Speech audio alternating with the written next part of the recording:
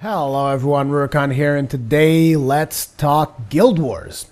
So I haven't made a whole lot of videos about Guild Wars, and you guys probably know why. I mean, Prepare to Die Edition, ring any bells, pretty much came out at the exact same time, as well as Darksiders 2. There's been a lot of videos coming out for those two games, and Guild Wars 2, though, I've been mostly sticking myself to streaming. You guys might be wondering, well, why have you only been streaming? Well, because I wanted to make a video for Guild Wars, but I wanted to make a video about the instances, because that's kind of usually where I tend to go for the most part. I like going to instances and doing instances and all that kind of stuff. But I thought I would make a video where we could talk a little bit about Guild Wars 2, a little bit about what I've been up to. Well, for starters, you can check out my cool looking character. This is an Asura Guardian. I believe I've already mentioned that I was going to be a Guardian. I was just undecided if I was going to be Asura or human.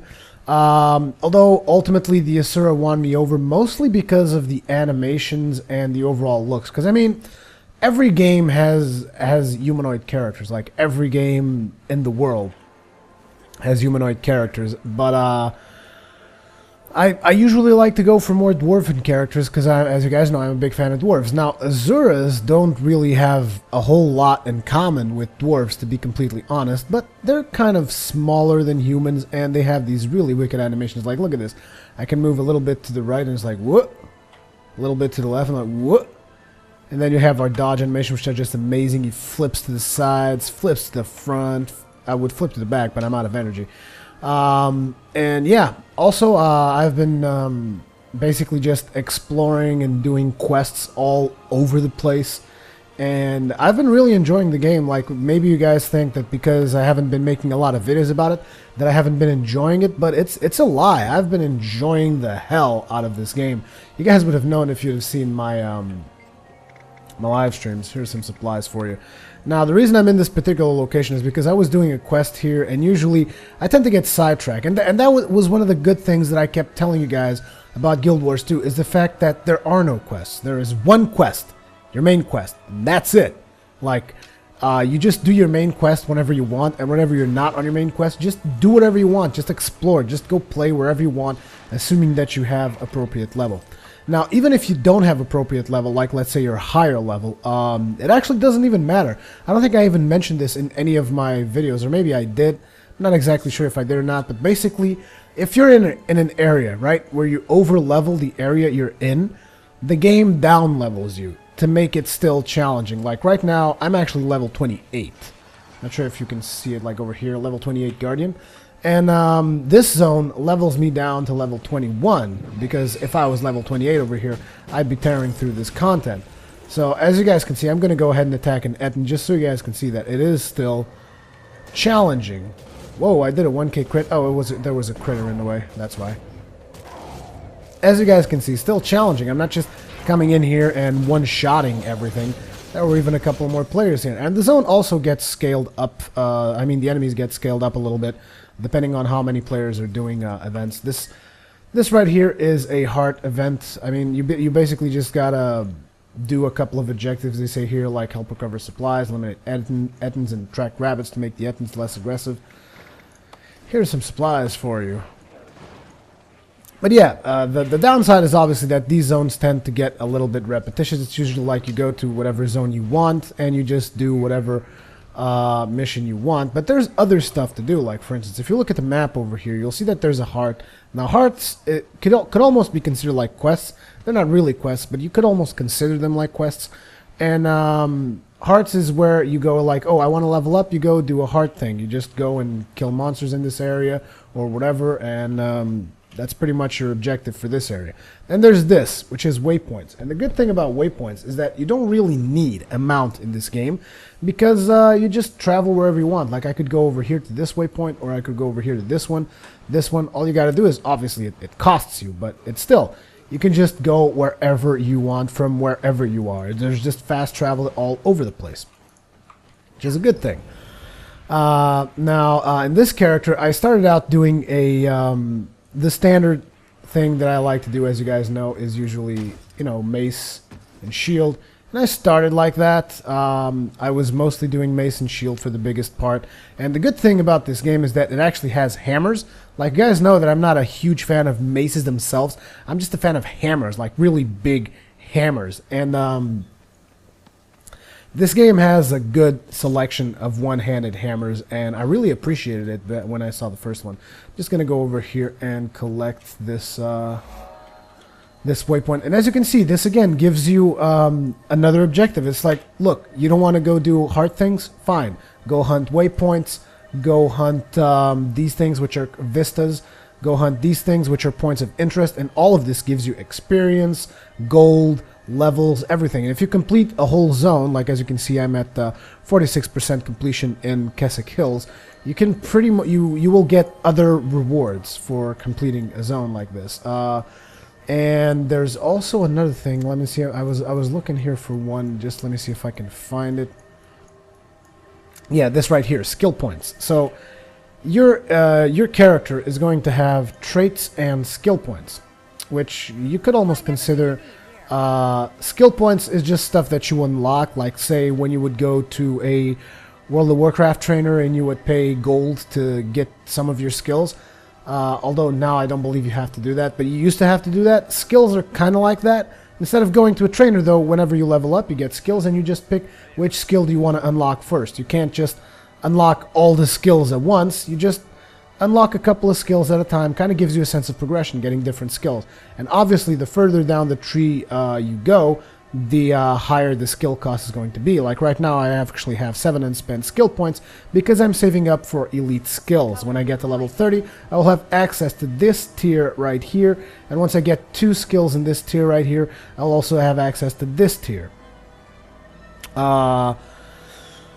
Let's see. Same thing for these tiers over here. Like you need 5 skill points in this tier to access the lower tier and so forth. These are skills. And then there's traits. Traits are like your talents. So pretty much you invest in traits, and after you invest a certain amount, you'll unlock a section here that will allow you to select a specific trait.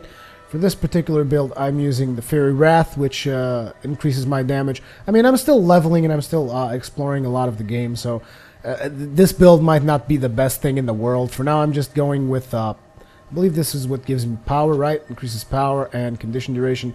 And this one increases boon duration, which is for buffs and stuff like that, and virtue recharge rate. And my virtues are these 3 things over here. So yeah, I'm just doing a random build. I'm not really paying that much attention to it, just going at it for the fun of it.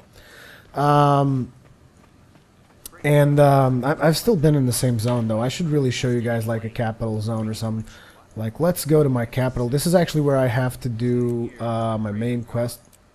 Jeez, leave me. There. This is actually where I have to go to do my main quest. It's called Rata Sum, and it is the capital of the Asura. Now, the Asura are kind of like the intelligent race, so to speak. They're like all big mathematicians and big inventors of crazy things. Like, all the portals that are spread out throughout the world that let you quick travel and whatnot, all of those portals are actually an Asura invention. You will notice, like, for instance, these portals right here. If you go over here, we'll tell you that this is an Asura gate, or at least it should.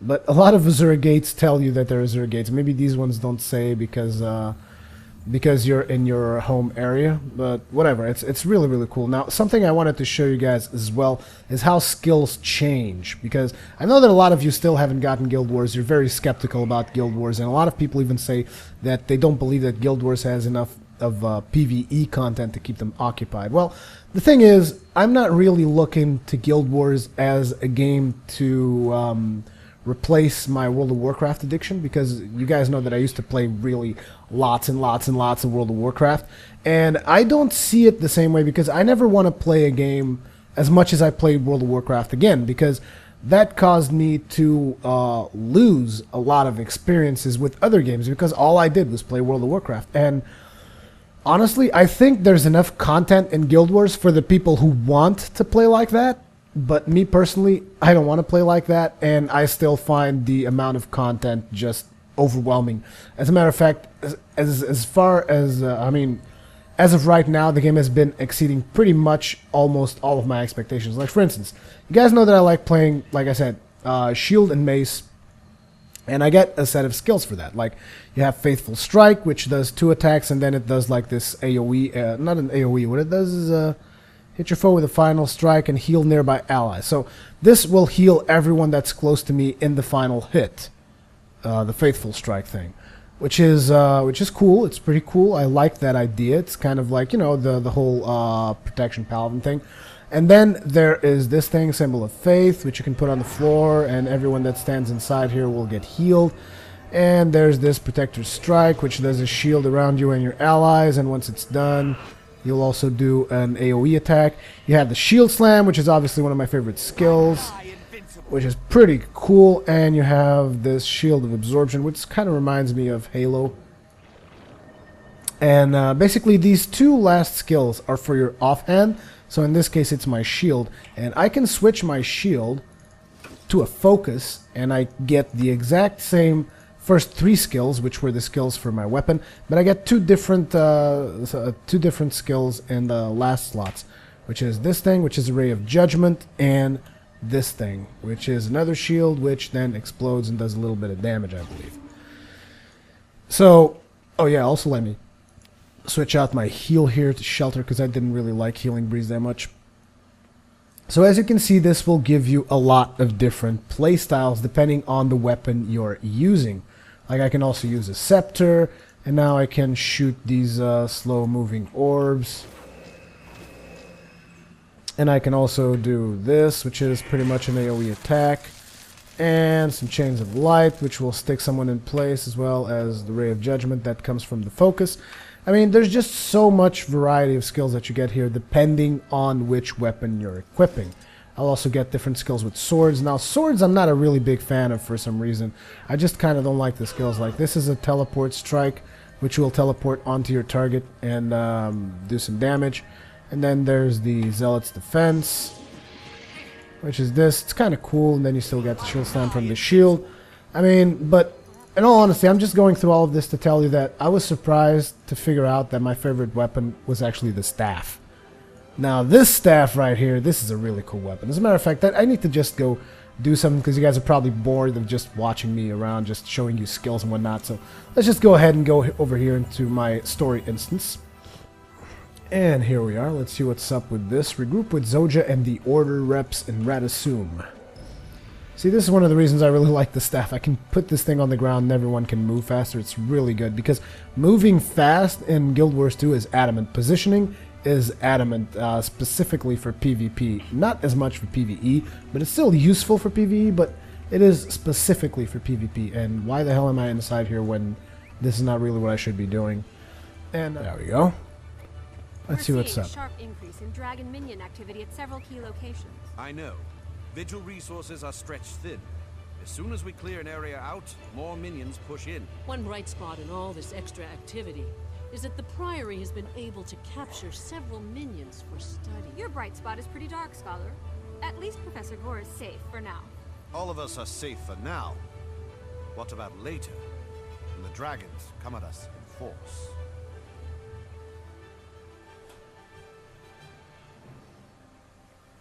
Thank you all for collaborating on my rescue. Imagine jailing me for a theory. Outrageous! Opprobrious! I agree. The best way to counter such opprobrium is to prove your theory correct. How do we demonstrate that the dragons consume magic? Simple.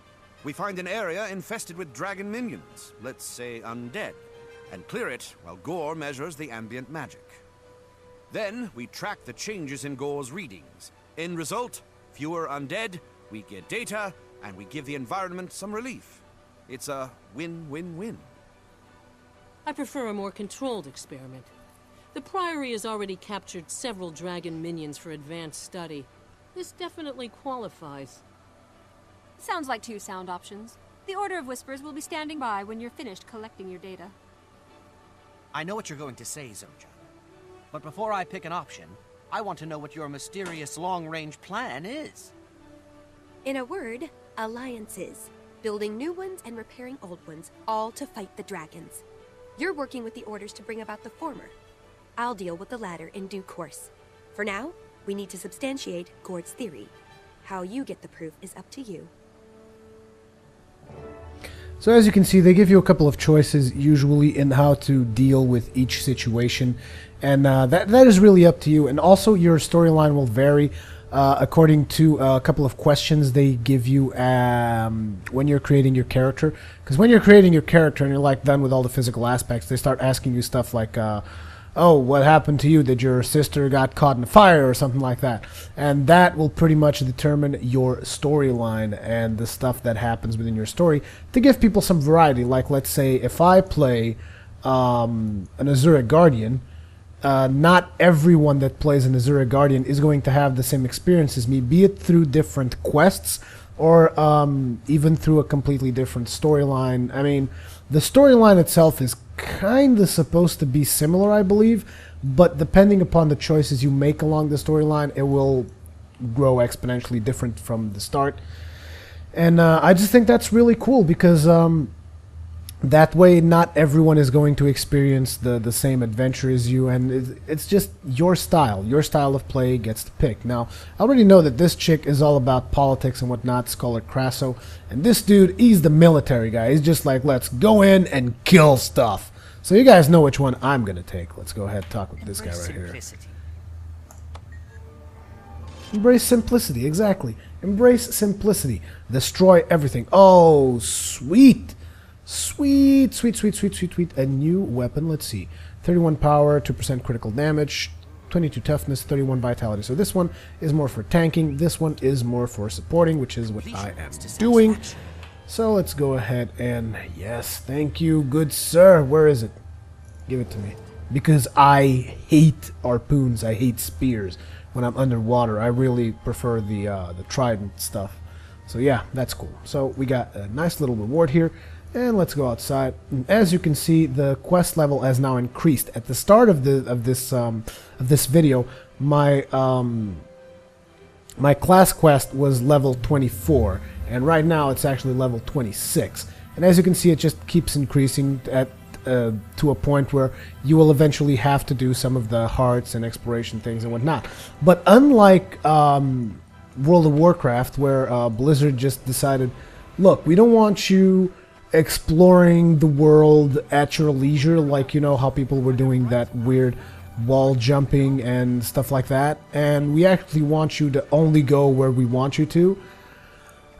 In Guild Wars, they seem to have taken a more approach of like, look, we've spread stuff all over the world, get there however you want to, and it's pretty much it. Like, for instance, if you notice, there's like a vista, I believe it's over there.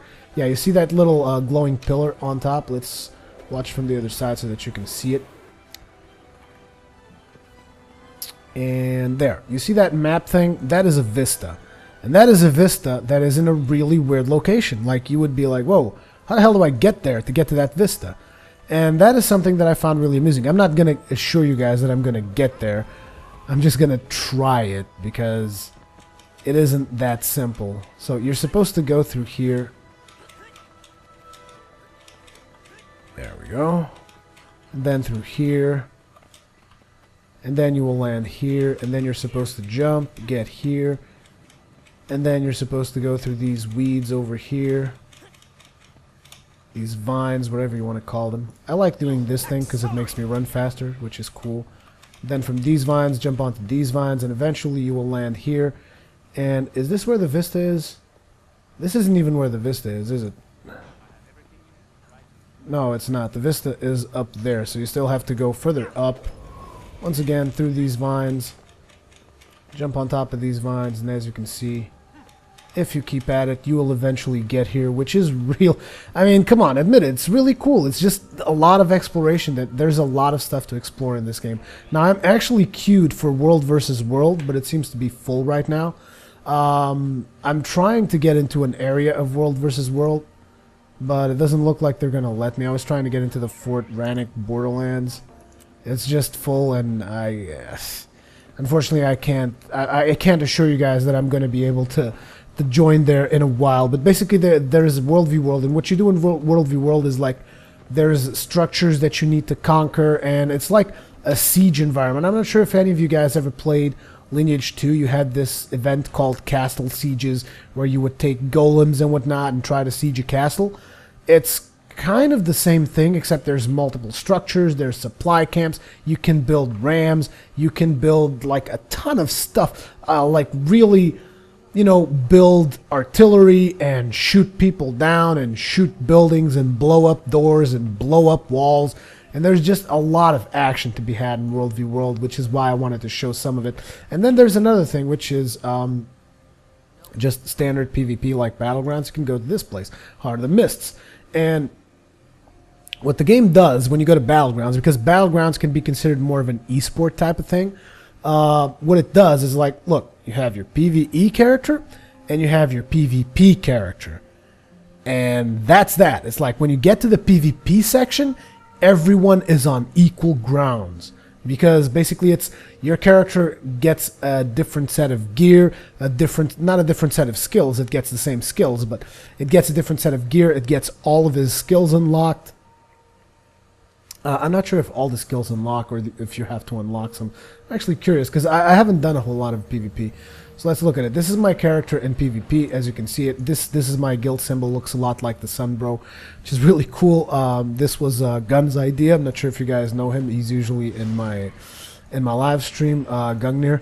We call him Guns, but yeah, this was his idea, and I thought it was really cool. It almost makes me look like I'm wearing the Sunbro tabard. It was pretty damn sweet. And like I said, in here you still have your regular inventory, but I don't think you can equip any of this stuff.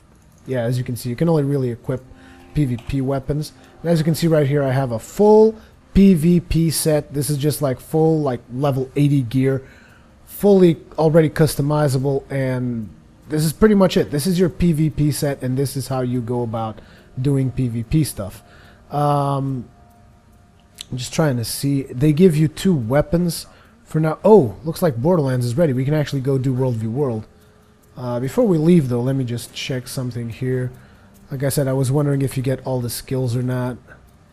Yeah, you do. You get all the skills. Well, you get a selection of skills. These are not all the skills. There's more skills in PvE. I'm not sure if they'll limit the skills in PvP or what's up with that, but these are the skills that I got for PvP. And the traits, you can reset them and redo them as much as you want. It's fine, but now let's travel on to World v. World and do a little bit of that. Now, Fort Rennick Borderlands, why have I come here? I've come here because I haven't discovered anything of this map. I haven't even been here before. And what usually happens is that there's 4 maps in World v. World. There's one which is called the Eternal Battleground, which is usually where most of the action is. And then there's one battleground per server. One map per server. And there's usually always 3 servers, which is why it's called World versus World versus World. It's 3 servers in a constant struggle for domination. I thought this thing was done loading. Guess not. Oh, there we go. And as you can see right now, I am over here in this little map here, which is Fort Rennick Borderlands, which consists of this whole section. And now if you look at the map, the green stuff is all mine, so we own this thing, we own this thing, this thing, this thing, whatever. We own all the green stuff. Then there's the blue stuff, which is probably from Fort Rennick. Yeah, the blue is from Fort Rennick. And then you have this over here, which is the Ring of Fire Borderlands, which is, again, this is the map for the Ring of Fire. I mean, these maps are pretty much the same, like this one, and this one. They're pretty much the same map, and then there's this one, which is the Eternal Battlegrounds. This is where I said this is where the most action happens. The reason I'm in here is because this one still has a lot of stuff that I can explore, and hopefully in the meantime I can also show you some PvP action of World versus World. Now obviously the objective of this is to capture as many points as possible, and the more points you capture, you will get some points and PvE bonuses and stuff like that. So there's a lot of motivation for people to come here and do this. Now obviously I'm scaled up to level 80, as you can see over here in the corner. My level is 28, but I'm scaled up to level 80. What does this mean? Does this mean I'm as powerful as a level 80 character? No. It means that a level 80 character is not just going to raffle stomp me, but the thing is, level 80 characters will have better armor, better weapons, so they will still be better, but at least you're still able to contribute something towards the fights in World versus World versus World. And this is actually one of the things I've been spending most of my time in, is I've been exploring the World versus World zones, you know, like gathering these vistas and these points of interest and whatnot. But it's a lot of fun because it's almost like playing on a PvP server, because you're like doing PvE objectives, but at any point in time, an enemy team can come over and just try and kill you, which I find cool. Just something I really always enjoyed. I mean, you guys know that I've always enjoyed when I went to MMOs that I would always prefer go to PvP server if that was an option for me. Oh, looks like there's someone fighting. Are they fighting mobs? Yeah, they're just fighting mobs. They're probably going to go get the same vista that I was going for. Now this skill is really cool, as you can see there, because it does damage and it does healing, and I would like to consider it a skill shot, because you have to detonate it at the appropriate time to get the maximum benefit. Because like, if I just shoot this skill, it will go through the monster, as you saw. It went through the monster up against the rock. But if I detonate it, it will do extra damage on the monster, which is pretty cool in my opinion.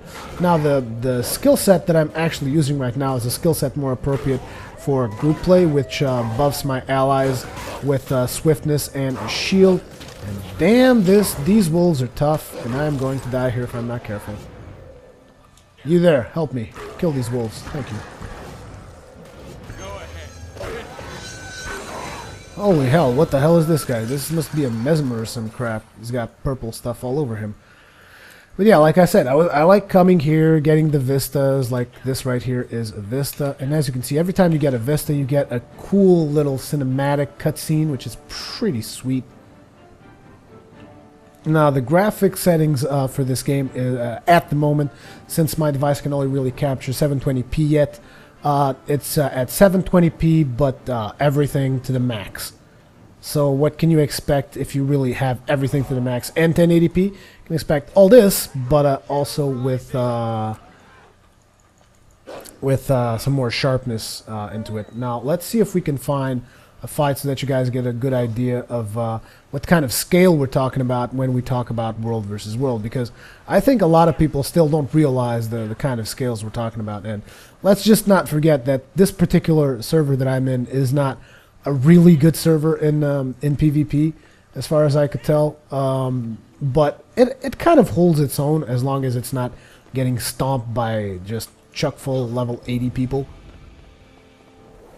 Oh, there's another vista here. I really want to go get that, but I also want to join the struggle over here and see what's happening. So as you can see, our people are attacking that structure, and there's apparently like a trebuchet over there shooting stuff at us. Like, look, these are players right here. Where are you going? Where are you going? Going to go into the water? Fine, stay there. See if I care. Hope you burn in hell. There, that guy's down. And there's a whole bunch of more people here. Wow, there's a lot more of them than there are of us. Oh, they're cutting off they're cutting off the support pretty much, because there's like people from my server over there. Whoa! Total mess. Retreat! Getting the hell out of here. There's like hunters on top of me and whatnot. Is he gonna keep coming? Oh yeah, they're gonna keep coming. I'm dead. I'm dead right here. Let go of me! Yeah, then you have this thing, which is a fight to survive, but in PvP, you'll very rarely be able to rally after getting your ass whooped like I just did. Now, the main issue with World versus World is that, I mean, it's not really an issue because I think it's done like this because of realism, but the main issue with it is that, I mean, once you die, the only real spawning point you have is where you spawned originally.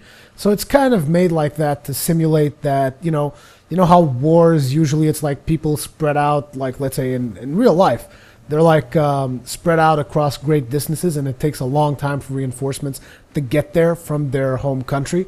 I think it's kind of to simulate something like that, because I can't just teleport like over here, which is where the fight was. I have to walk all the way back, so it kind of simulates that reinforcements effect. Now, on a certain map, I think like in the over here in the Eternal Battlegrounds, if you own Stone Mist Castle, I believe that you can warp there as well. But that is like, it's considered like a reinforcement spot because you own that spot. So yeah.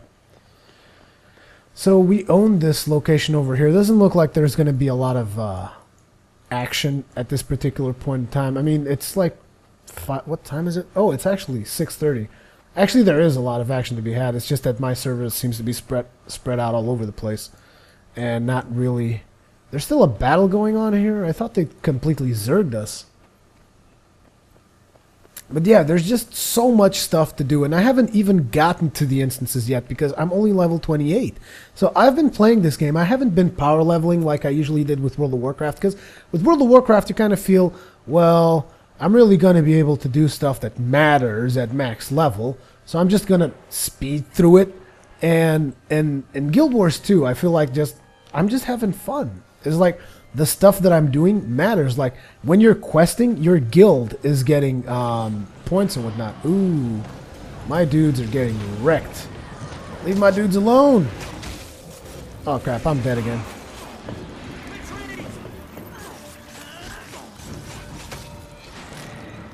Jesus. Also, you gotta make good use of the dodge. Come on, hurry up. Oh my god. We are getting wrecked. We're getting wrecked in this particular map right here. There's not a whole lot we can do about it. But like I was mentioning, since I was talking about guilds, pretty much everything you do will contribute to your guild. Like you do a heart quest, contributes to the guild. You get yourself a skill point from one of those skill point things in the map, you basically gain points for the guild. You come do world versus world and win or take over a fort or something, contributes towards the guild. And we actually have a guild, by the way, in Aurora Glade EU, and if you guys want to join, all you really have to do is just send me a message or send me a mail or something to me or That's Nacho Cheese or Swank. You can just send a message to any of us, and we will just add anyone that asks for it, because I mean, we're not really like taking this game World of Warcraft raids seriously like I used to do in the past, because like I said, I do not want to devote as much time as I used to devote to World of Warcraft to any other game, because I actually have regretted it because of all the other gaming experiences that I've missed on because of that. Holy crap, a lot of enemies here. And they have a lot of summonings too. I use the retreat skill for charging in and retreating because it shields everyone, so it's a really good skill regardless of how you use it. There's just so many of them out there, not enough of us. I mean, look at that guy, he's just charging in like Rambo. What does he think is going to happen? He's going to get wrecked. He's already dead even, isn't he? I don't know, but as a support, I tend to just stay a little further back. I'm gonna summon this bow. This bow cleanses conditions like bleeding, flaming, that kind of stuff. Oh, you're on the floor there, buddy. Just gonna go ahead and finish you off. Die! Oh, what the hell? He got resurrected right before I got to complete my thing. That sucks. Let's try and throw in a couple of healing balls over there. There we go. Oh, you're down again. Die, the lot of you! Yeah! So yeah, this is pretty much what World v World is all about, and to be honest, it is my favorite kind of PvP. I mean, I'm not big into the whole Battlegrounds thing, because this has just such a bigger scale and such cooler objectives, like, let's take over a fortress. Oh, actually, we have taken over that fortress. Yeah, that's it, die. Die, that's what you get. Look at you now. No, because I'm going to yell retreat and all my people are going to follow you even faster. Oh yeah, here it comes! Get stomped! It's just massive chaos all over the place. They're actually the ones attacking. That's what was happening. I wasn't even aware of that. Where are you going? You going somewhere? Yeah, I didn't think so. Kill this dude right here. Get stomped! Anybody else alive? Doesn't look like it. They're all dying. Hey, this dude right here, he needs to die. He needs to go away. And get dead. Just massive chaos, and it's just, I mean, this is actually what some people bought this game for specifically. They don't even do the PvE. They just come in here and just do straight PvP. Like, I know that's what Tally does. Tally just comes in and just straight out World v World all the time. And it's just really cool because it's just non-stop action.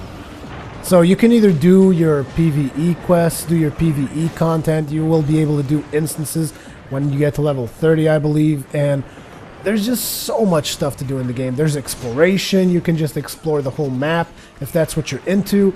There's crafting. You can also do all sorts of stuff with crafting. Haven't really done a whole lot of research on crafting yet. Me personally, the crafting that I'm doing is I'm a huntsman and a chef, simply because those two professions was the only two things the guild wasn't covering yet. So yeah, it's been a lot of fun. Vex is also in the guild, Vex Trinity. If you guys know him, that's Nacho Cheese, Gungnir, all those people that play League of Legends with me are there. Nice BBQ there.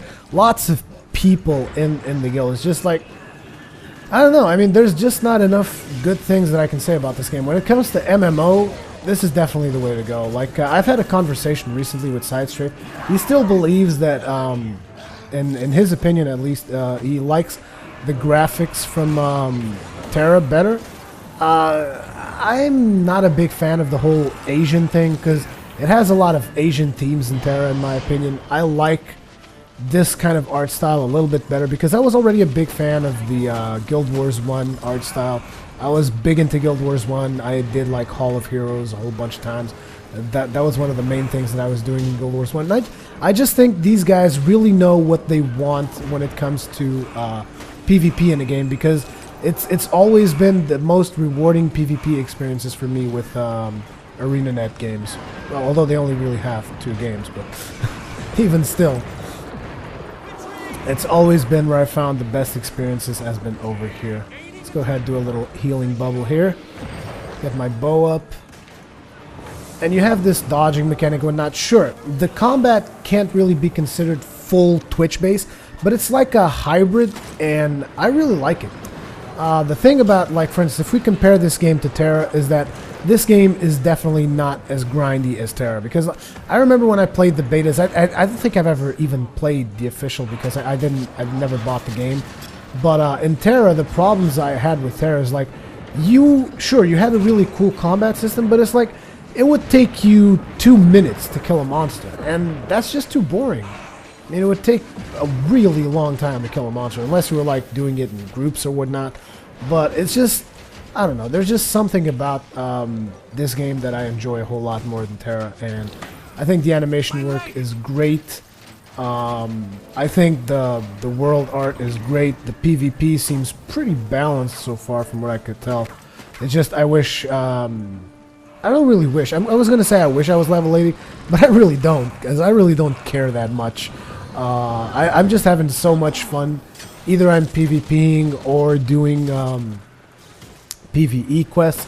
The one thing that I really can't wait for is to get to dungeons and do dungeons in groups, because that is probably going to be the first real videos that I'm going to be making. And I'm dead.